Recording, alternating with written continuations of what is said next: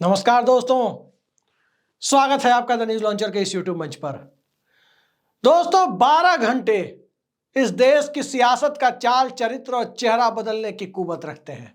जी हां, यही 12 घंटे।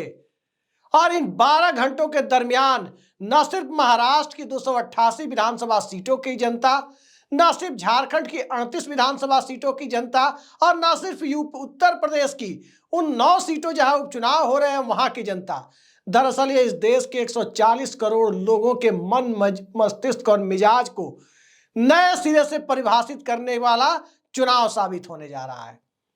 सबसे पहले द न्यूज लॉन्चर की तरफ से हम सभी मतदाताओं से जो इन सभी क्षेत्रों में जहां चुनाव हो रहे हैं वहां निवास करते हैं, उन सब से अपील है कि कृपया कतारबद्ध होकर, लाइन लगकर अपने अपने मुद्दों के सहारे अपने मताधिकार का प्रयोग जरूर करें। किसी भी तरह के लालच, छल, प्रपंच, पैसे बांटने, मुर्गा बांटने, मटन बांटने, साड़ी बांटने, धोती बांटने के प्रलोभन में आए बिना अपने मताधिकार का प्रयोग करें ताकि इस देश के लोकतंत्र को सुरक्षित बनाया जा सके।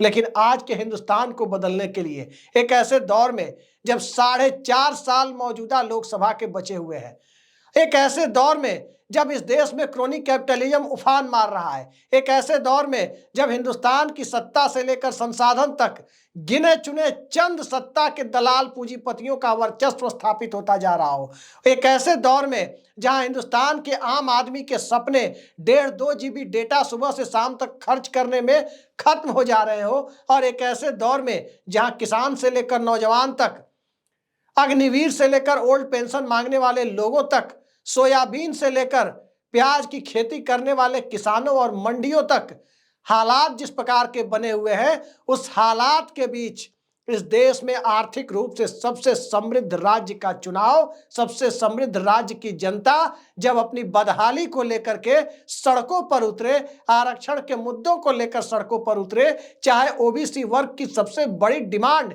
जाति गणना रही हो, चाहे मराठा वर्ग का आरक्षण का मुद्दा रहा हो, चाहे आदिवासियों के पेशा कानून का मसला रहा हो, चाहे इस देश में जांच एजेंसियों के दुरुपयोग या सदुपयोग में पारदर्शिता की कमी का मुद्दा रहा हो, इन सभी मुद्दों के आसरे जिस प्रकार से इस देश के मतदाताओं के सामने परीक्षा की घड़ी आई है, वो परीक्षा की घड़ी दरअसल वोटर्स के सामने ही नहीं, वो परीक्षा की घड़ी लोकतंत्र के सामने भी है।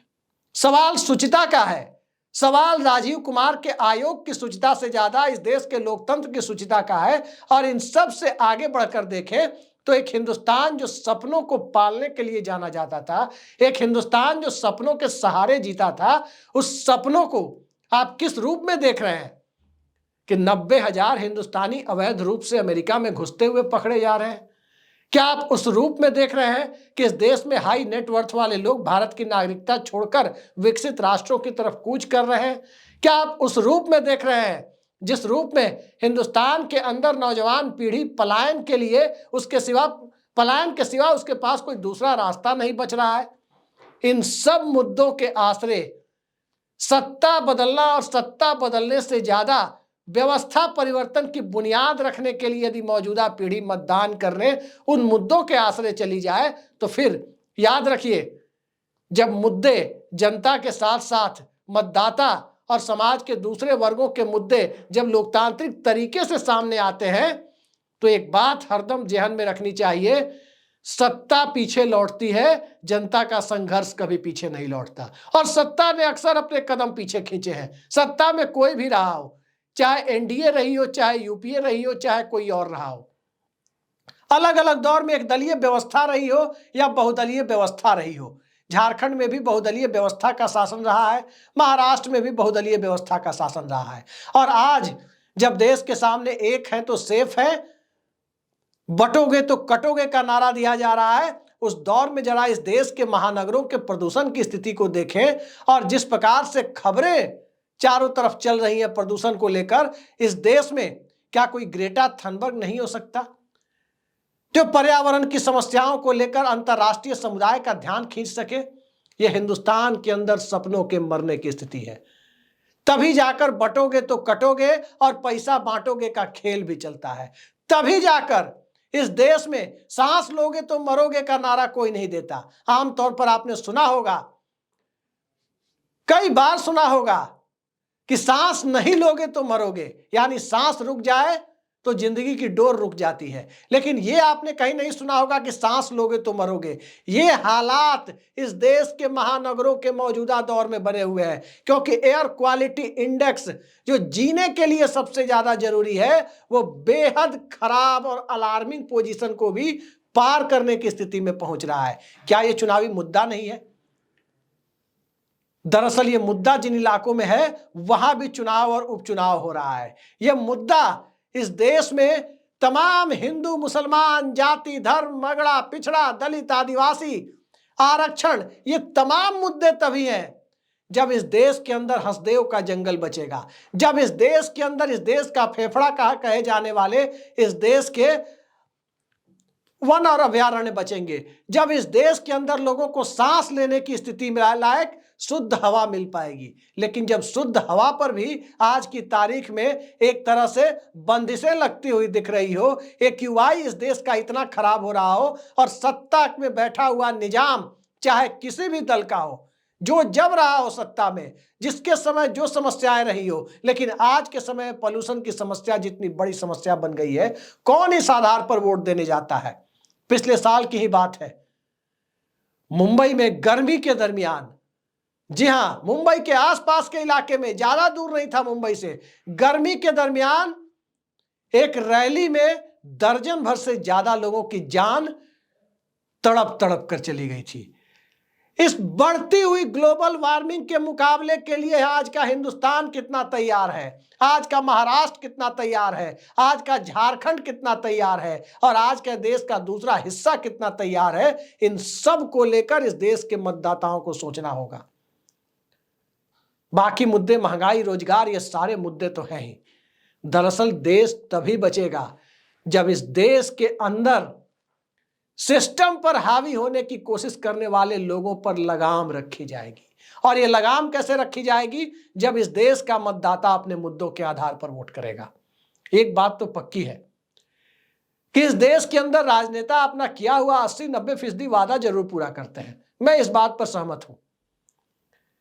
इसलिए पूरा करते हैं क्योंकि इस देश की जनता ने जब भी जिस मुद्दे पर वोट दिया वो पूरा हुआ।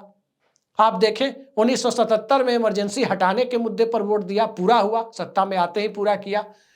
1989 में बोफोर्स और उसके बाद की स्थिति को देखें तो मंडल कमीशन जो घोषणा पत्र का हिस्सा था वो भी पूरा हुआ। ठीक इसी तरह की बात देखें 2014 और उस वक्त की परिस्थितियां, गुजरात मॉडल और इस देश में खास समुदाय को ठीक करने का नैरेटिव जो जमीन पर चलाया गया, और जिस तरह से कब्रिस्तान शमशान की बातें की गई, कोरोना के दरमियान न तो कब्रिस्तानों में जगह बच रही थी, न शमशानों में जगह बच रही थी। वो वादा भी करीब करीब तो पूरा हो ही गया, भले ही इस देश के अंदर स्थितियां चाहे जितनी भी खराब रही हो। राजनेता अक्सर जो वादे करते हैं भूलते नहीं है। क्या आज की तारीख में किसानों के ऊपर किसी ने वादा किया है? या किसान भाइयों को तय करना है? क्या आज की तारीख में इस देश में सरकारी वैकेंसियों और प्राइवेट सेक्टर में वैकेंसियां लाने को मजबूर करने वाली आर्थिक नीतियों का किसी ने खुलासा किया है? किसी ने उस पर जोर दिया है? और क्या उस मुद्दे को जनता के बीच में कोई अहमियत हासिल है?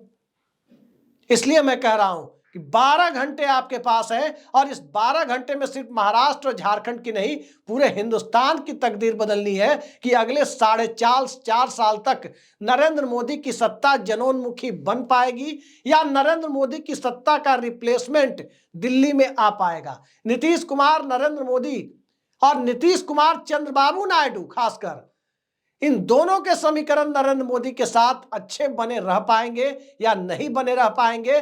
दिल्ली में वैकल्पिक सत्ता की एक बुनियाद तैयार हो जाएगी। इसको लेकर भी अगले 12 घंटे बहुत कुछ तय करने हैं, क्योंकि आज जो होगा 23 नवंबर को वही दिखेगा। निष्पक्ष वातावरण में सब कुछ होगा तो आज जो होगा वही 23 को दिखेगा। बाकी हमारे दर्शक कमेंट बॉक्स में बताते रहते हैं कि क्या होगा और क्या दिखेगा। मैं उनमें नहीं जाना चाहता, क्योंकि मेरे पास कोई प्रत्यक्ष प्रमाण, दर्शकों की जो हमारे कमेंट बॉक्स में आते हैं जो कमेंट्स, उनको उस तरह से पुष्ट करने लायक हमारे पास कोई स्पष्ट प्रमाण नहीं है। लेकिन हिंदुस्तान के आम आदमी की ताकत इतनी है कि तमाम बड़े से बड़ा जालसाज, बड़े से बड़ा फ्रॉड इस देश के सिस्टम के आगे पनाह मांगता हुआ नजर आया है। लेकिन घूम फिरकर सवाल यही है कि उस सिस्टम को बनाया किसने और उस सिस्टम को सिस्टम के साथ काम करने लायक छोड़ने की ताकत किसके अंदर निहित है?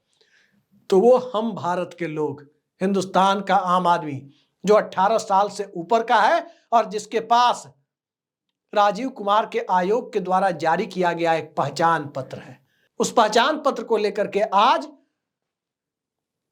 वो मतदान केंद्र तक जाएगा। देखते हैं हिंदुस्तान की सियासत में इस देश के मतदाताओं की अहमियत, इस देश के वोटर्स की अहमियत और इस देश की सियासत का चाल चरित्र और चेहरा तय करने में उनकी काबिलियत किस रूप में हमारे सामने आती है। फिलहाल के लिए इतना ही। नमस्कार।